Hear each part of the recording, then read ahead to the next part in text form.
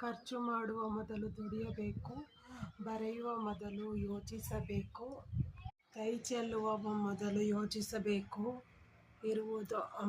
ಇರುವುದೊಂದೇ ಜೀವನ, ಸಾಯುವ ಮುನ್ನ ಬದುಕುವ ಬಗ್ಗೆ ಯೋಚಿಸಲೇಬೇಕು.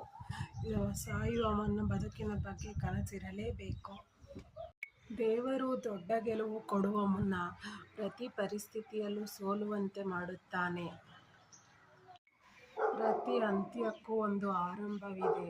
ನಾವು ಇದ್ದಷ್ಟು ದಿನ ಖುಷಿಯಿಂದ ಇರಬೇಕಷ್ಟೇ ಅಲ್ವಾ?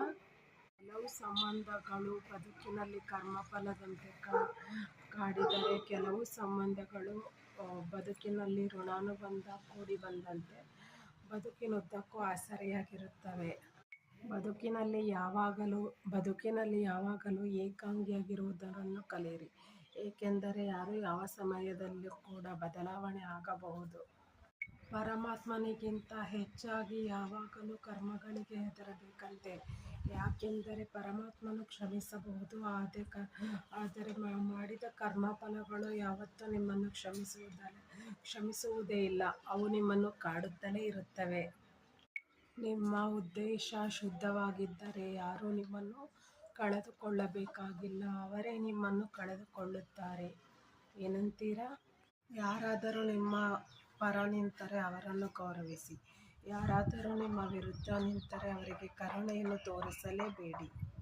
ದಾರಿ ಕಾಣಲಿಲ್ಲ ಎಂದು ದೇವರನ್ನು ದೂರುತ್ತಾ ಇರಬೇಡಿ. ಸ್ವಲ್ಪ ತಾಳ್ಮೆಯಿಂದ ವೇಟ್ ಮಾಡಿ ನೋಡಿ. ದೇವರು ನಿಮಗಾಗಿ ಹೊಸ ದಾರಿಯನ್ನು ಸೃಷ್ಟಿಸುತ್ತಿರಬಹುದು ಅಲ್ಲವೇ? ಏನು ಅರ್ಥವಾಗುವಷ್ಟರಲ್ಲಿ ನಮ್ಮ ಜೀವನ ಪ್ರಾರಂಭವಾಗುತ್ತದೆ. ಎಲ್ಲವೂ ಅರ್ಥವಾಗುವಷ್ಟರಲ್ಲಿ ನಮ್ಮ ಜೀವನ ಮುಗಿದೇ ಹೋಗಿರುತ್ತದೆ. ಇದು ನಿಜವಲ್ಲವೇ ಸ್ನೇಹಿತರೆ? ಕೊಳೆತು ಹೋಗುವ ದೇಹಕ್ಕೆ ಒಡವೆಗಳ ಶೃಂಗಾರ ಏಕೆ? ಮಣ್ಣು ಸೇರುವ ದೇಹಕ್ಕೆ ಬಣ್ಣದ ಬೆಡಗಿನ ಅಲಂಕಾರ. ಸುಟ್ಟು ಕರಕಲಾಗುವ ದೇಹಕ್ಕೆ ನಾನು ನನ್ನದೆನ್ನುವ ಅಹಂಕಾರ.